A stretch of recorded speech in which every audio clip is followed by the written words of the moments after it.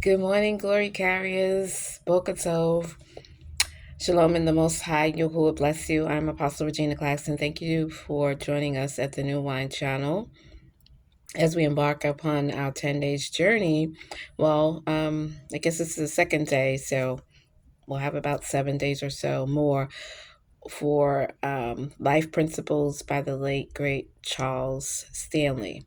So today we're in Judges chapter 6, verses 1 through 6, and we're talking about the whole scenario of the children of Israel in trouble again because of rebellion and idolatry. And they had been warned that had they given into idolatry and rebellion against the Most High Yahuwah, that there would be consequences. And so now they are at the point of starvation because every year at harvest time, the Midians and Amalek and just different groups of enemies come and just steal from them, exploit and extort.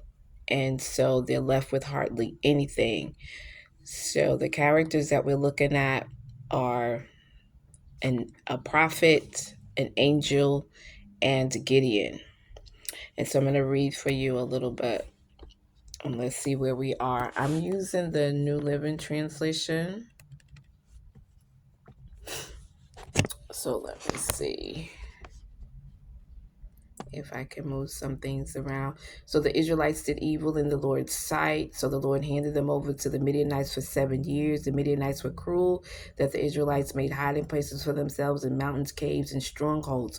Whenever the Israelites planted their crops, marauders from Midian, Amalek, and the people of the east would attack Israel, camping in the land and destroying crops as far as Gaza. They left the Israelites with nothing to eat, taking all the sheep, goats, cattle, and donkeys. And so these people who were adversaries and enemies of the children of Israel were wealthy people. They had their own livestock and cattle and all of those things, but they were punishing in them and the children of Israel, and they were enemies. So therefore, it didn't matter what wealth they had accumulated. They wanted to make the Israelites suffer. And rightly so, because these were them living out the consequences of their decisions. So they could just say it's all my fault. If they were honest, they would admit it is all my fault. What I did or didn't do or failed to do has brought me here. And we can all say that at some point in our journey. It is all my fault. So I'm just going to have to walk through these consequences. So these consequences of punishment would last 7 years before the Lord would deliver them. So an adversary is defined as hardship, difficulty, or trials. And they were in the midst of it. So they finally cried out, and then a prophet came and relayed what the Lord said. He said, "This is what the Lord, the God of Israel, says. I brought you up out of slavery in Egypt, rescued you from the Egyptians, from all who oppressed you. I drove out your enemies and gave you their land. I told you, I'm the Lord your God. You must not worship the gods of the Amorites in whose land you now live, but you have not listened to me." And that's in verse 7. And so then the angel went and sat under the tree, and then we see the story unfold. So their deliverance didn't happen instantaneously or all at once. It happened through phases, right? And so the Most High is sovereign. He deserves, or he secures the right to do things in his time and in the proper season. And when he says enough is enough, before he does anything, all of the people involved, all the players have to be in place. The destiny helpers have to be in position. It's like gathering pieces of a puzzle. And so he reserves the right to bring things to pass that are on his heart and mind when he desires to. That's his sovereignty, and we don't always like it, but we have to respect it. And we definitely can't do anything about it. And we literally have to eat that humble pie that we should have ate before we got ourselves into the messes that we would find ourselves in.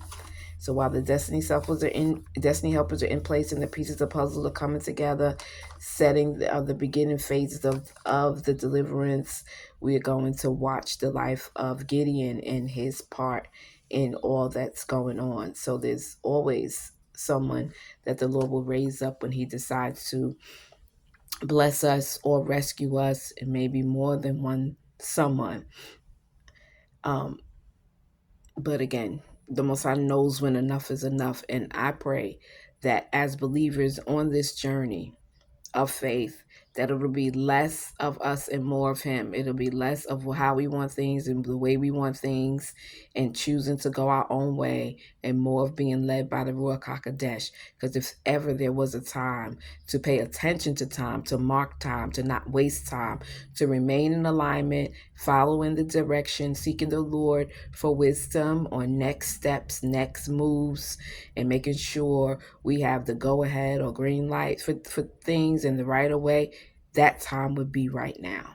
So there's no more time to waste or to misappropriate.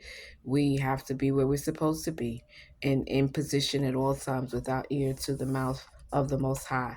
So the life principle for this set of videos is going to be: adversity is a bridge to deeper relationship with Abba Yah.